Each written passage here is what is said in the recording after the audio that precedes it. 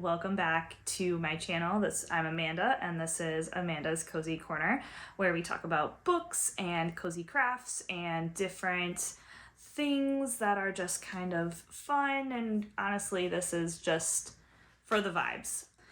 This month is going to be themed around dragons, because who does not love a good dragon story, good dragon fantasy? I am trying to mix in some old favorites with some new releases, and they all feature dragons of different sorts. Most of these books I have not read, although there may be one or two rereads depending on how far and how fast we get through some of the newer books. I want to give a special shout out to my friend Margot, who has supplied 2 of the books on the TBR this month.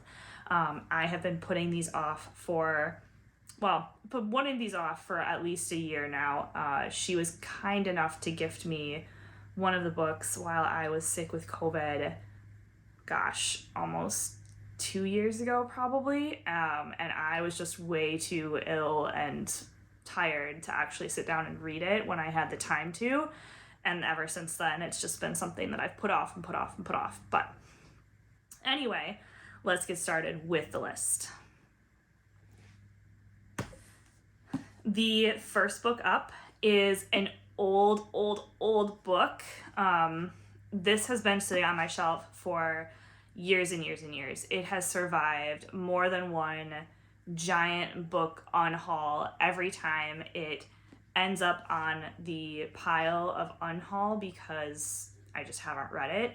And then I look at it and I go, oh, that sounds like a good book, and I actually do want to read it, and then I just never have. So I figured this is perfect to force me to actually read something that has been on my shelf for like at least 10 years. It is Dragon Weather by Lawrence Watt Evans. This was published in 1999 or 2000, and its cover boasts that it was Science Fiction Chronicle's best fantasy novel of the year. So hopefully it is actually a good book. 1999/2000 would have been like my peak reading era. It would have been when I was, moving into middle school, and I devoured books, especially books about dragons. And I was reading at a pretty high grade level, so my parents were definitely buying me like softcover books like this, especially these like mass-produced, generally cheaper selling books. So yeah, we will give it a shot. In this one, it sounds like the dragons are maybe not so benevolent, which is not the norm for some of these fantasy books. It says that our protagonist, Arlian, has never left his home village until the dragons came. And they came with incredible heat, stifling humidity, and basically went and destroyed his village. And then we follow him on his adventure for justice, vengeance, and, a life outside of his tiny village. So it sounds like it'll be hopefully a fun coming of age, maybe adventure story. We'll see. So, Dragon Weather by Lawrence Watt Evans. Book 2 is the very opposite of Dragon Weather. It is a very new release called Fourth Wing. Everyone is talking about it. This is one that my friend Margot was kind enough to pick up from Barnes & Noble for me. She saw that there was only 3 copies of the wonderful sprayed edges versions left, and just grabbed all of them and was so nice and just gave me one. And I didn't even know it was coming. She just left it on my desk at work for me one day, which is so sweet of her. And this is my first book with sprayed edges, so I feel very honored and very thankful that my friend went out of her way and grabbed it. And I'm really excited to start reading this. It is supposed to be like a set in a war college where the cadets are learning how to be dragon riders. And I was that girl that was like drawing dragons in middle school on like every single homework assignment, and just wanted to befriend my own dragon and, fly in the sky with them and, do all of that kind of stuff. So this is definitely calling to me, and I may have to read this first because I think this is going to be, I just have the vibe that this is going to be one that I enjoy. So hopefully it pans out.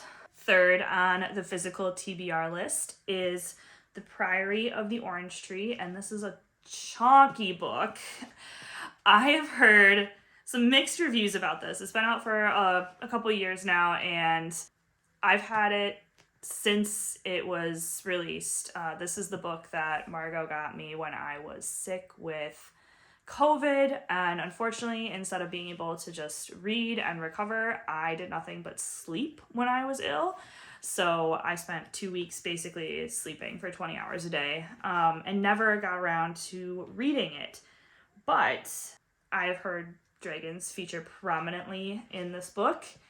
Sounds like one of our main characters is also in training to be a dragon rider and has to make a choice. There's a lot of, it sounds like, political intrigue and different opposing forces on the brink of war. So again, giving me like very high fantasy vibes, which is cool because I think the other two books are meant for not necessarily a younger audience, but they don't quite have the same epic fantasy setup that this one does.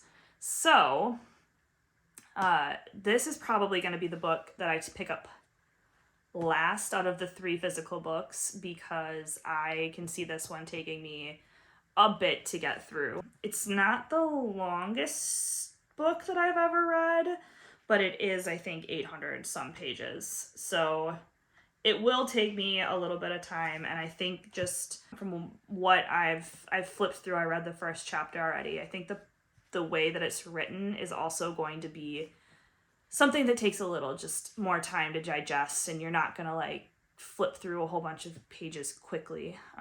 So, which is a good thing because I kind of want a book that I can settle into and maybe like pick up and put down as I'm reading other things, and that this might be a good candidate for that. 2 books are going to be Kindle reads, and I have a feeling that they will be read if I am traveling or if I have some downtime between like appointments or running errands or something, just when I can pick up my Kindle and just get a couple pages read here and there. The first is Ascendant by Michael R. Miller. It is a story of a boy who finds a dragon who has a disability and takes the dragon in and cares for it and nurtures it because dragons in that world who have weaknesses tend to get killed off by their own kind. So it will be kind of interesting. That's all I know about it. All I know is that it's sort of a it gives me How to Train Your Dragon vibes from the blurb, which I think could be really cute, and hopefully it's a kind of nice story. Not necessarily a children's story, but something that's like uplifting in that way, and that like you come together and you're stronger and better for it, right? Let's hope that's what it is. The second Kindle book on the list is Temeraire by Naomi Novik, who also wrote Uprooted and Spinning Silver. And I really like her writing style. I just finished Uprooted and really enjoyed it. Like, I love that story. Really pulled me in. It made me want to keep reading and made me feel like I could imagine the world that she was creating. It was very beautifully written, very easy to read, which I really needed after the last couple of books that I read. So Temeraire is a much longer series. I think there's like 10 books in the whole series. And I own the first one on Kindle. It was actually my very first Kindle book that I ever bought. I didn't even own like a Kindle device at the time. I bought it on the app on my computer when I was in college and read it back then, and I remember really loving it. It's a historical fantasy set in the Napoleonic times where They have ships. They have like navy, full wooden navies and things like that, and like foot soldiers and everything. But then dragons are also part of the military and are essentially like the Air Force. And Temeraire is a special dragon because he is an Eastern dragon. So somehow his egg ends up on basically on the western half of the world, and it's the story of him and his dragon rider kind of navigating what it means to be different, but also what it means to be a dragon in a time of war. And the it's a reread for me. I read it ages ago, so I don't really remember all of the details, but I remembered really liking it. And I also remember getting the vibe that these dragons are more, they're not as sophisticated like intellectually as some of the other high fantasy dragons. They really remind me of like puppies, that they just unconditionally love their owners, and sometimes their owners don't unconditionally love them. So there read the trigger warnings for that one if you're sensitive to that kind of stuff, because it can get a little dark is what I remember. So yeah, I think that one is going to be the very end of the TBR because it is a reread, but it's one that I've wanted to pick up and read again for a long time, especially after I found out that there's a whole series built around it.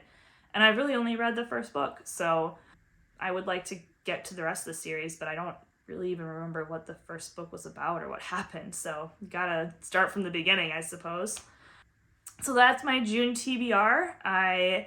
Let me know if you have read any of these books. Let me know if there's one that I should start with, if there's one I should drop, what your experiences are. Also, let me know what your favorite dragon books are, because I, as you see, have a pretty big collection, and I would love to hear about any other books that people may have been reading, and any suggestions, because I will probably be doing another dragon themed TBR at some point in the future. I absolutely love the mythology, the storytelling, like how different authors put their spin on dragons and how dragons function in, fantasy. What rules are they given? What limitations? What things don't apply to them? Are they friendly? Are they not? I mean, always very interesting to me. So let me know. With that, I hope everyone had a great May. Have a good one.